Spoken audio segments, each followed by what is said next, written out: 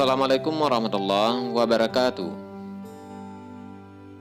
Syekh Abul Abbas Ahmad bin Ali bin Yahya al-Badawi yang lahir di kota Fes, Maroko pada tahun 596 Hijriah.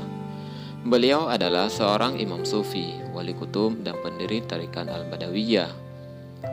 Beliau dijuluki Al-Badawi karena selalu menutup wajahnya seperti kebiasaan Arab Baduy. Ada pula yang mengatakan beliau menggunakan penutup wajah karena wajahnya yang mengeluarkan cahaya yang menyilaukan. Kakek Imam Ahmad Al-Badawi sebelumnya bermukim di Jazirah Arab. Kakek beliau datang ke kota Fes, Maroko akibat semakin brutalnya aksi Al-Hajjaj bin Yusuf As-Saqafi terhadap kalangan Alawiyin.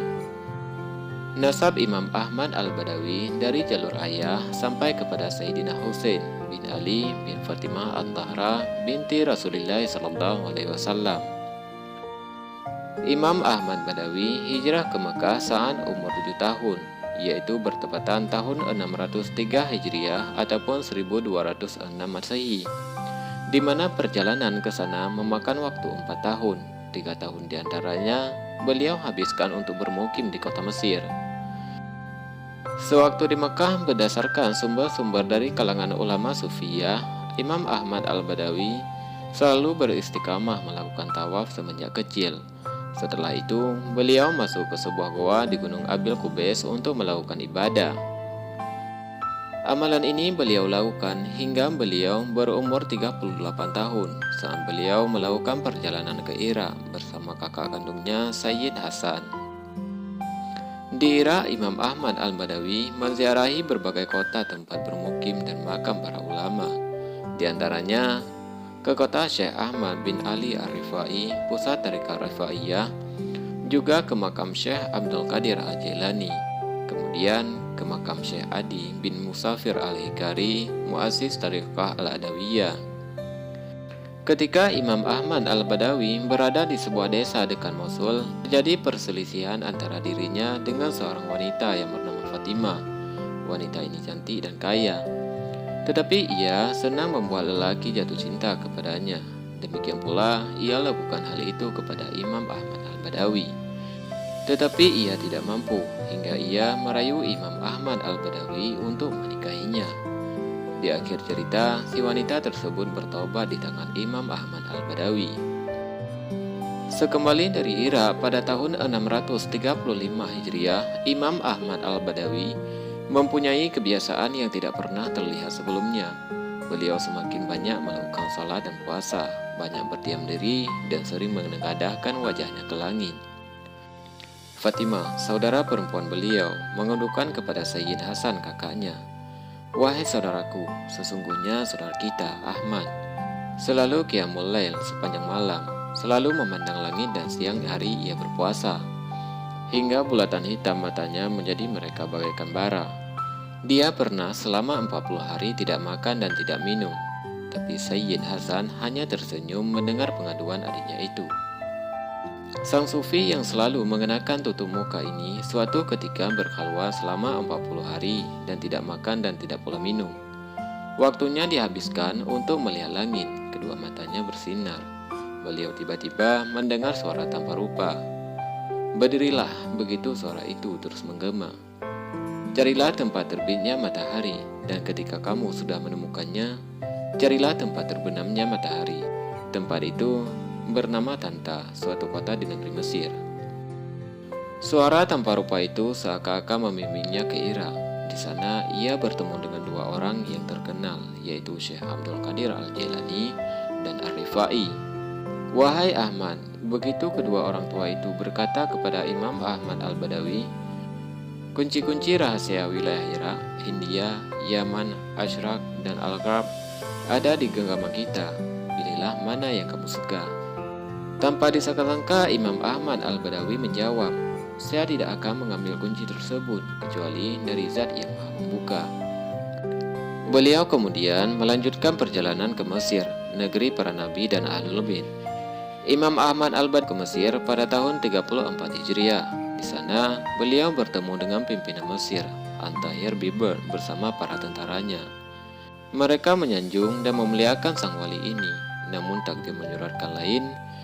Ia harus melanjutkan perjalanan menuju tempat yang dimaksudkan oleh bisikan gaib Tanta, satu kota yang banyak melahirkan tokoh-tokoh dunia.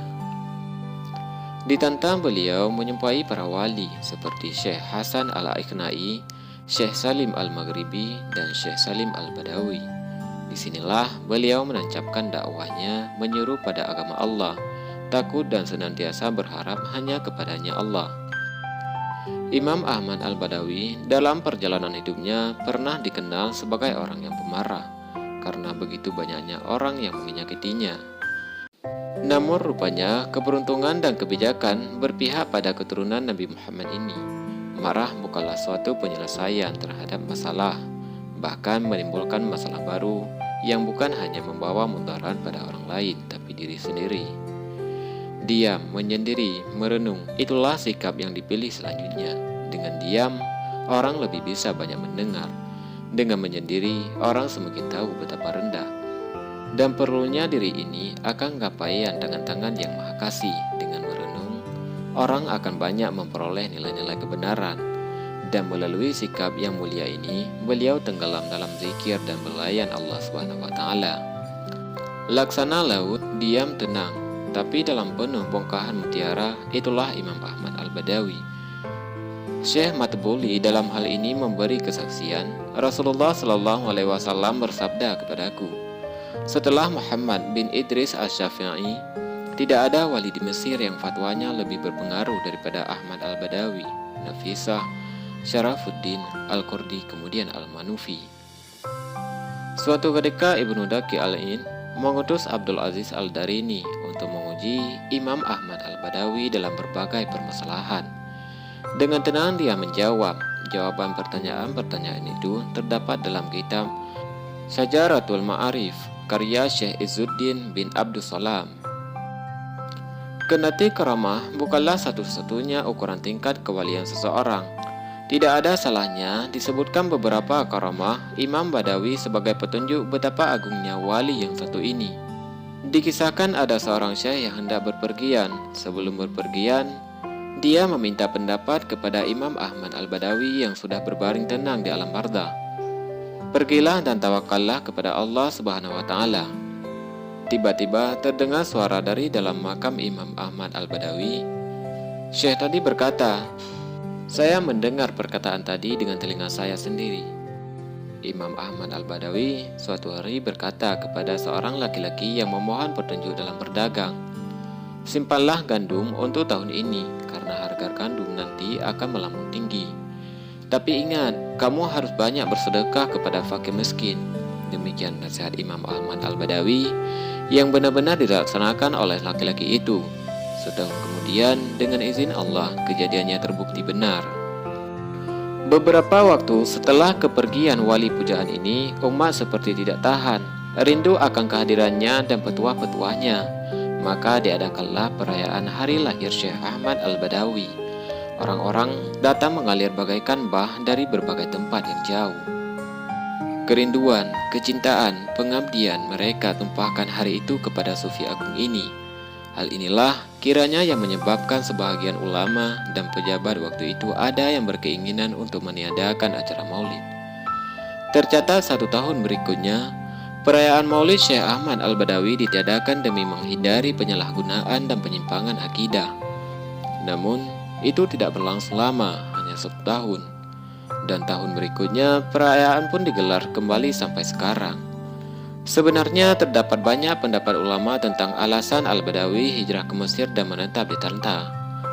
Diriwayatkan bahwa beliau mempunyai pemikiran bahwa secara geografis Tanta berada di tengah antara Kairo dan Alexandria ataupun Alexandria, yakni berada tepat di tengah delta Sungai Nil. Dengan letak yang seperti itu, diharapkan penyebaran tarekat yang beliau dirikan dapat cepat menyebar ketika beliau menetap di sana. Di Tanta, beliau menetap di rumah seorang saudagar bernama Ibnu Suhaid ataupun Ruknuddin. Beliau menetap di loteng rumah yang berdekatan dengan Masjid Al-Bahi selama 12 tahun, dan seluruhnya dihabiskan dengan puasa setiap 40 hari. Dalam kitab-kitab tasawuf disebutkan karamah-karamah yang dinisbatkan kepada Syekh Ahmad Al-Badawi Di antaranya yang paling masyhur adalah beliau mampu membebaskan para tawanan Mesir dari tangan tentara Eropa saat terjadi perang salib. Atas kejadian ini, dalam catatan sejarah Mesir terkenal sebuah ucapan, Allah, Allah, ya Badawi, Jabil Yusra, yang berarti Al-Badawi telah datang membawa tawanan. Sayyidi Syekh Ahmad Al-Badawi, beliau wafat di Tanta pada hari Selasa 12 Rabiul Awal pada tahun 675 Hijriah, ataupun bertepatan dengan tanggal 24 Agustus 1276 Masehi. Beliau saat itu berusia 79 tahun. Dari tangannya muncul banyak wali-wali abdal dan kutub. Inilah kisah singkat wali kutub Imam Ahmad Al-Badawi. Semoga bermanfaat bagi kita semua. Assalamualaikum warahmatullahi wabarakatuh.